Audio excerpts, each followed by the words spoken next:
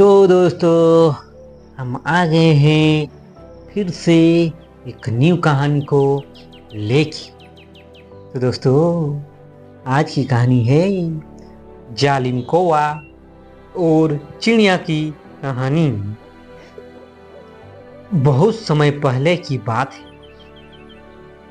एक घना जंगल था जहाँ तरह तरह के पंछी और जानवर रहते थे। उसी जंगल में एक बड़ा सा बट वृक्ष था, यानी बरगद का पेड़ था। उस वृक्ष की एक ऊंची डाल पर एक छोटी सी चिड़िया रहती थी। वह बहुत ही मेहनती, दयालु और समझदार भी थी। उसने अपने घोंसले को बड़ी लगन और मेहनत से बनवाया था। उसी पेड़ के एक कोने में एक जालिम कौवा भी रहता था। वह बहुत चालाक और स्वार्थी था। जंगल के सारे जानवर उससे डरते थे क्योंकि वह हमेशा दूसरों को तंग करता रहता था। वह कभी किसी का अंडा चुरा लेता तो कभी किसी के घोंसले को गिरा देता। चिड़िया को कौवा बिल्कुल पसंद नहीं था, लेकिन वह कभी भी उससे झगड़ा नहीं करती थी। वह सोचती थी कि बुराई से लड़ने का सबसे अच्छा तरीका अच्छाई है। एक दिन की बात है जब गर्मी अपने चरम पर थी। जंगल में पानी की बहुत कमी हो गई थी। सारे जानवर परेशान थे। चिड़िया हर दिन दूर जाकर एक छोटी सी झील से पानी लाकर अपने घोंसले के पास रख देती ताकि बाकी पंछी और छोटे जानवर उसमें से पानी पी सके। जालिम कौवा यह सब देखता रहता था, लेकिन वह खुद कहीं जाता नहीं था। वह सोचता था, मैं क्यों मेहनत करूं जब यह बेवकूफ चिड़िया खुद ही पानी लाकर रखती है।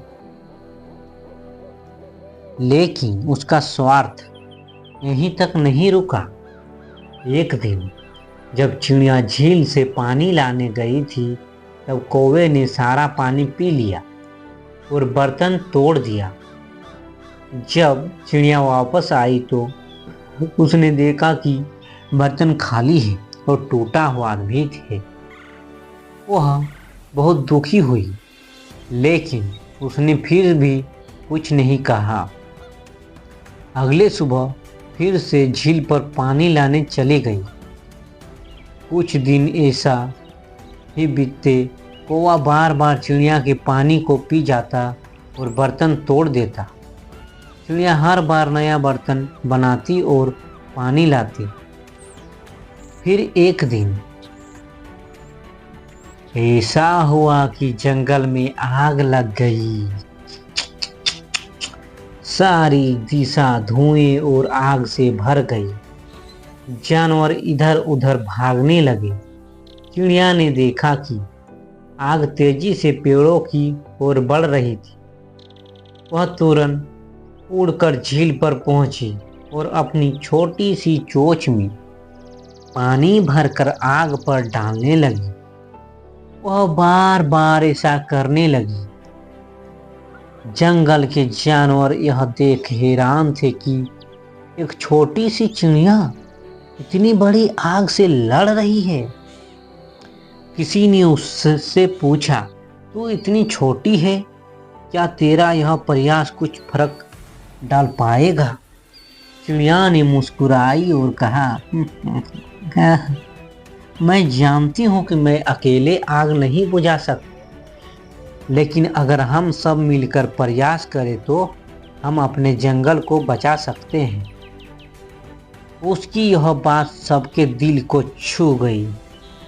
सारे पंछी, जानवर और यहाँ तक कि कुछ इंसान भी पास की बस्ती से पानी लेकर आग बुझाने में जुट गए।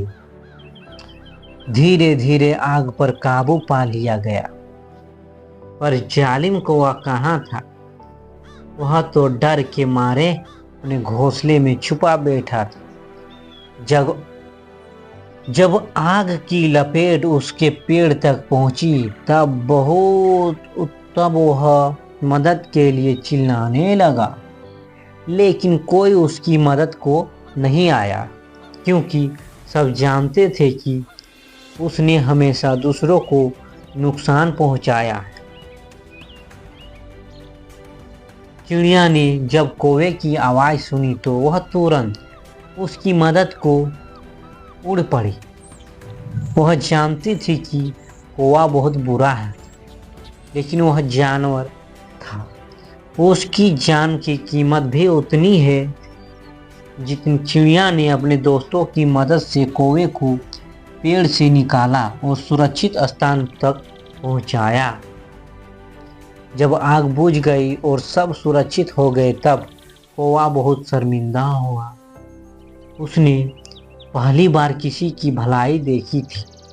वह चिड़िया के सामने रो पड़ा और कहा, मैंने हमेशा तुम्हारे साथ बुरा किया, लेकिन तुमने मेरी जान बचाई।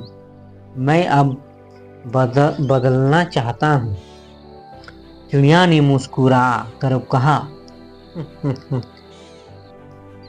बदलाव कभी भी देर से आती है। उस दिन से जालिम कौवा बदल गया। वह अब जंगल के जानवरों की मदद करता, पानी लाने में भी साथ देता और सबसे विनम्रता से पेश आता। चिड़िया और कौवा अच्छे दोस्त बन गए। तो दोस्तों, इस कहानी से हमें सीख मिलती है कि अच्छाई और करुणा से बुरे से भी अच्छे परिणाम निकाले जा सकते हैं, और यह भी कि बुराई करने वाले भी कभी न कभी अपने कर्मों से सीख ले सकता है, अगर कोई उसे माफ़ करने और सही राह दिखाने को तैयार हो। अगर चाहो तो मैं इसे बच्चों की किताब की तरह। तो दोस्तों, कहानी अच्छी लगी है तो एक लाइक ज़रूर कर दीजिएगा। धन्यवाद दोस्तों।